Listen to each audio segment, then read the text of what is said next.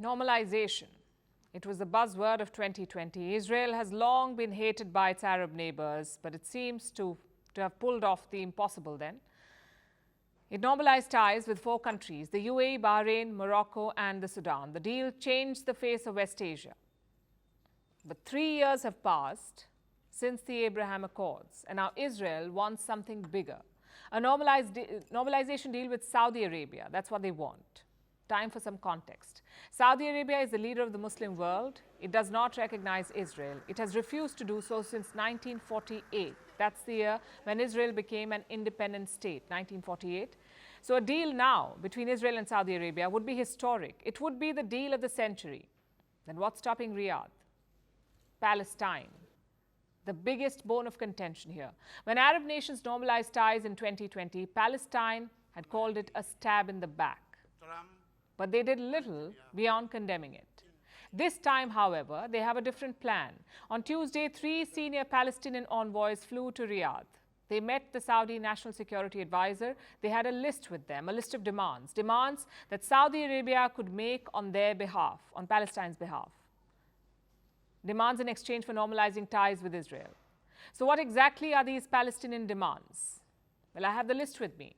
Number 1, transfer the West Bank to Palestinian control. There are some parts in Israeli control. Palestine wants them back.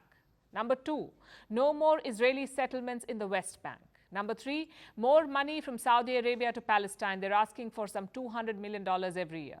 Number 4, reopen the U.S. consulate in Jerusalem.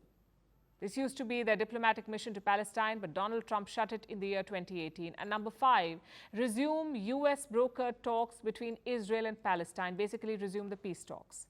These are the 5 demands from Palestine, and this is their best chance to get them. Interestingly, one key demand is missing.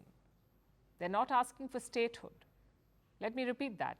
Palestinian leaders are not asking for a separate state. Clearly, they're being realistic.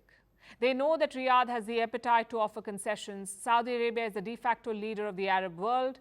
It has always backed Palestine. Its leadership is sympathetic to the Palestinian cause. Its public is opposed to Israel. In a situation like this, any deal with Israel must come with concessions for Palestine, and Palestine knows all of this. So they've changed their strategy. Since April, the 2 sides have been talking. That same month, Palestinian President Mahmoud Abbas visited Jeddah. In August, Riyadh appointed its ambassador to Palestine, this man, Naif al-Sudairi. So clearly, things are moving fast. Publicly, Palestine is saying different things. They say they will settle for nothing less than a state. But privately, the negotiations are a little different. Palestine's actual demands are more modest and honestly, a little more achievable. But even then, some of these demands are overtly ambitious, like Israel conceding West Bank territories. It's not going to happen. Israel's current government is the most right-wing government in the country's history. There is no way they would agree to giving up territory. Any Israeli concession to Palestine will be a red line, and Israel's right-wing parties will boycott the deal. As for Prime Minister Netanyahu, he has already brushed aside Palestinian concessions. Netanyahu called it a mere checkbox exercise. Those were the words he used, checkbox exercise. Does that mean that Palestine will lose out again? Well, probably. But these demands show that they have come a long way. If they ask for too less, they risk a backlash. If they ask for too much, they will get nothing. And alienating 2 of their biggest allies, the US and Saudi Arabia, is not an option. So the Palestinians are treading carefully. Plus, it's a deal with Saudi Arabia we're talking about. The normalization may be a pet project for Crown Prince Mohammed bin Salman, but he will not implement it by risking public sentiment.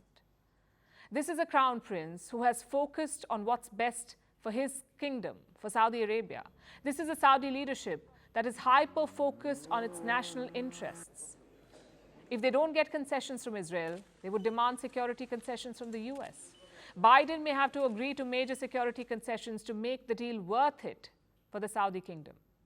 So the question is, which side will offer how much? What will it take for MBS to stand and shake hands with Benjamin Netanyahu?